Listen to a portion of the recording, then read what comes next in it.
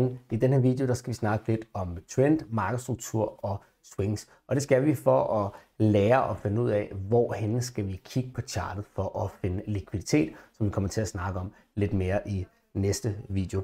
Men det første, jeg lige vil vise jer, det er, hvis man går ind på min hjemmeside, så under det, der hedder vidensdeling, så hernede kan man gå lidt længere ned og så finde den fil, der hedder markedsstruktur herinde. Og så kan man bruge det som et form for et cheat sheet, så når man sidder og øver chartet, hvis man ikke kan læse trenden endnu, så kan man altså sidde her og bruge det her som en lille guide.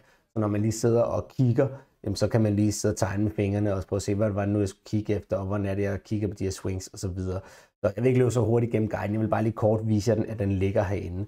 Der ligger også en anden video, der går meget mere i dybden på det her, som ligger under den videoserie, som hedder Basic TA-værktøjer, hvor jeg går lidt mere i dybden med de forskellige ting. Men det her, der vil jeg bare lige hurtigt løbe igennem og genopfriske til dem, der lige har brug for at se det igen, og lige give en kort introduktion til hvordan jeg bruger trend og markedsstruktur og swings og så videre.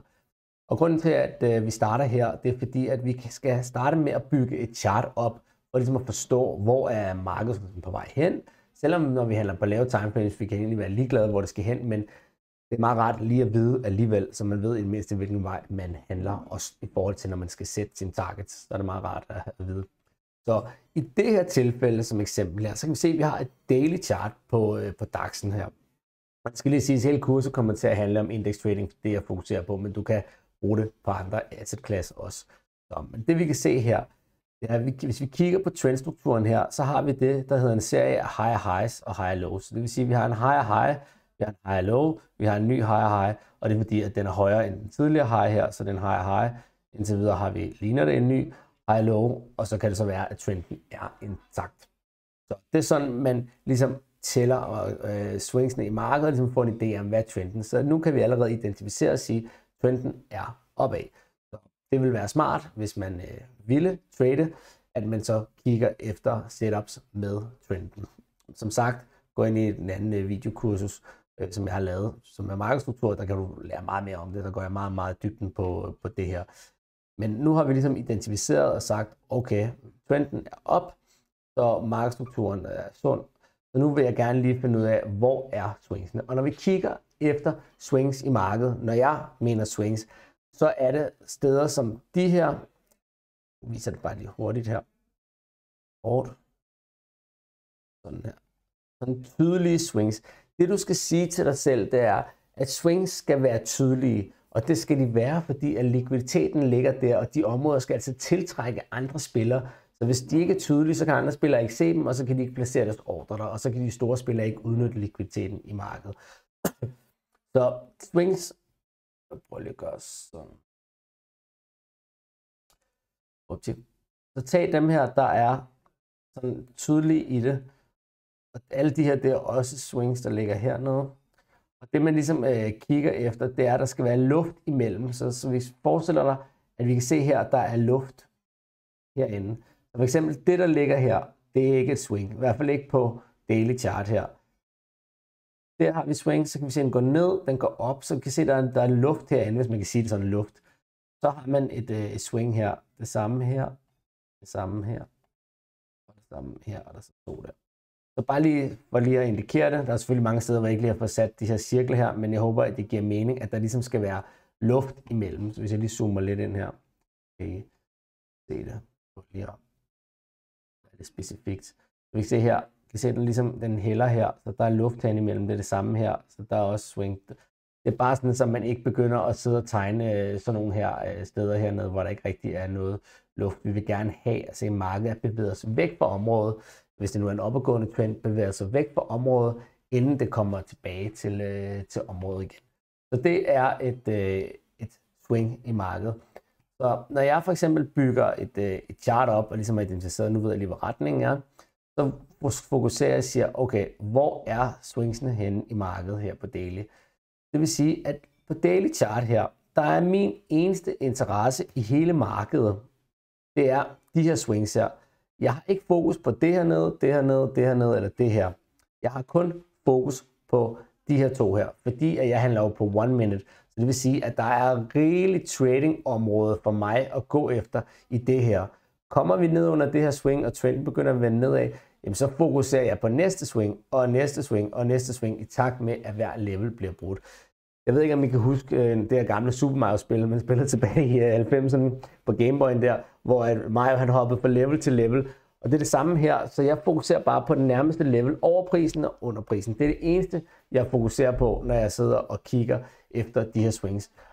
Det er rigtig vigtigt, at man lærer at sætte de her swings korrekt. Det kan tage lidt øvelse, men altså jeg garanterer, inden for 2 uger, afhængig af meget du øver, hvor du bare sidder og øver swings og sætter dem de rigtige steder, så er du blevet ekspert i det, og så har du altså et værktøj, der gør, at du kan læse chartet meget bedre, fordi at, som du vil se senere, når man finder de rigtige swings og kigger efter, om likviditeten stadig er der, så vil du kunne tage trades meget bedre.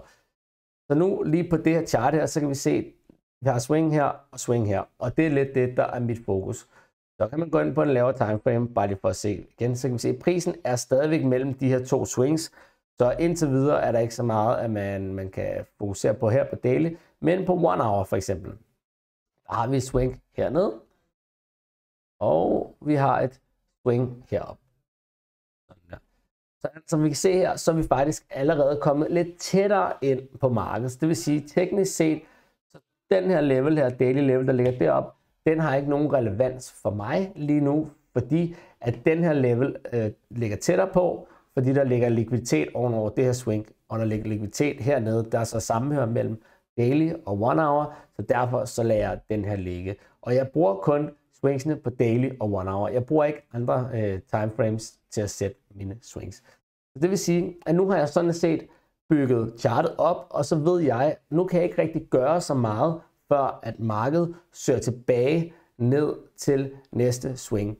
Og grunden til, at jeg kun fokuserer på de her swings her, som udgangspunkt her, det er fordi, at det er her likviditeten er. Bag hvert swing, hvor det ikke er taget ud, og jeg skal nok forklare, hvad jeg mener her, der ligger likviditet for tidligere spillere. Og bare lige for at vise jer et eksempel her. Så jeg prøver bare lige at spole tilbage, så jeg lige kan vise jer.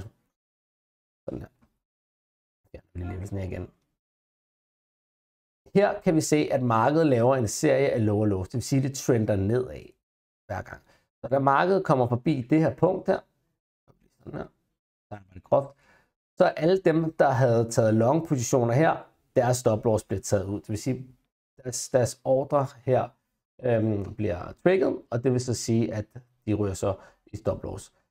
Det samme sker hernede, hvor folk, der er gået long her, det kan vi se, der er nogen, der har købt op her og tænker, at markedet skal op, der bliver deres stop loss taget ud. Og det samme sker der, og det samme sker her. Og indtil videre, så dem, der har taget trades her, deres stop loss er stadigvæk intakt bag det her swing.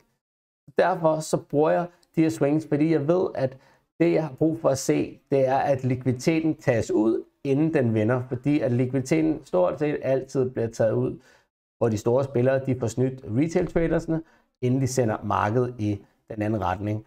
Så for eksempel, som vi så der, så tog de likviditeten ud, og det man så ofte ser bagefter, det er, at markedet bare stikker af i den modsatte retning. Og det er det her, hvad man kalder et sweep i markedet, eller en trap, whatever man vil kalde det.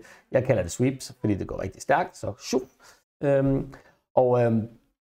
Hvis man kan lære at, ligesom at tyde de her ting her, så at finde ud af, hvordan man læser de her levels her, så kan man øge sin sandsynlighed for at lave nogle rigtig gode trades gevaldigt. Så det var lige sådan kort om markedsstruktur og swingsene. Som sagt, der er jo en video, der går meget mere i dybden, men nu er det bare lige for at forklare jer, at vi skal altså bruge de her swings til at sætte de her levels her. Og når man sætter de her swings her, så det vi kigger efter her, det er det, der hedder ydre likviditet.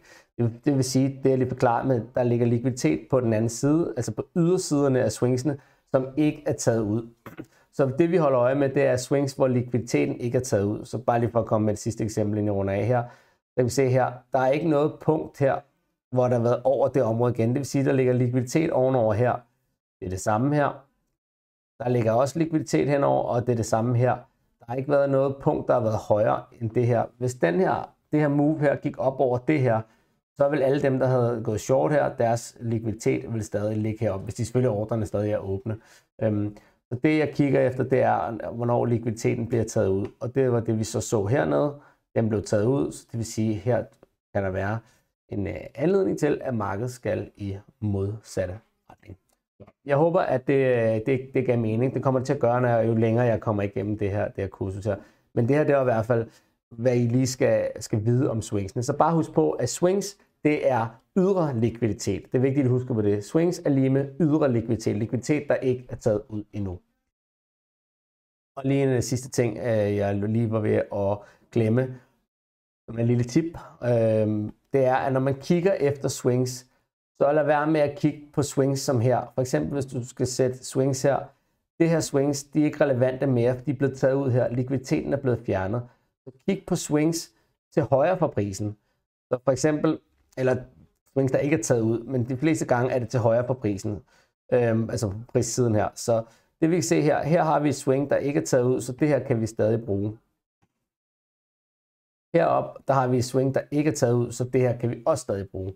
Så det er de her 2 områder, som vi bruger for nu. Vi hopper videre til næste emne i næste video, så jeg håber indtil videre, at du stadig synes, det er spændende, og at du har lyst til at følge videre med det. Det skal nok blive rigtig godt, når jeg samler det hele tilbage til sidst i kursen. Og lige et sidste tips, inden vi runder af på den her video her, det er, at når man sætter likviditetslevels, så prøv at tænke over, når du sætter dem, er likviditeten taget ud. Jeg ser rigtig mange, når jeg øver med folk, der sender mig video eller sender mig charts, og så spørger jeg dem, hvor er likviditetslevel de nærmeste, og så sender de nogle gange sådan en level, der sidder sådan her.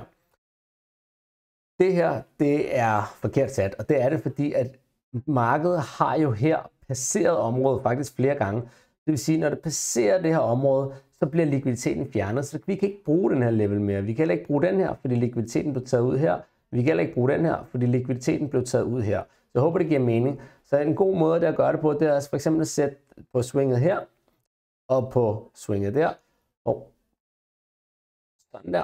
Og så kan man ligesom prøve at køre med fingrene eller musen, og hvis prisen efterfølgende har passeret det område i denne retning, eller været ned under denne retning, så er likviditeten fjernet, og så kan vi ikke rigtig bruge den level mere, fordi at likviditeten er blevet fjernet. Så derfor så kan vi ikke rigtig forvente en reaktion i markedet mere på den måde, vi har brug for det. Når vi kommer lidt længere igennem kurset her, så vil det hele give meget mere mening for dig, fordi jeg kommer selvfølgelig til at samle det hele, bygge det op, så det ligesom giver mening, og så får du selvfølgelig en samlet video til sidst, så du ligesom kan se, hvordan vi bygger hele chartet op, og hvordan man ligesom tager traden fra A til Z. Men det her, det var i hvert fald lige kort om likviditeten her. Jeg håber, du synes, det var spændende, og du er klar til næste video.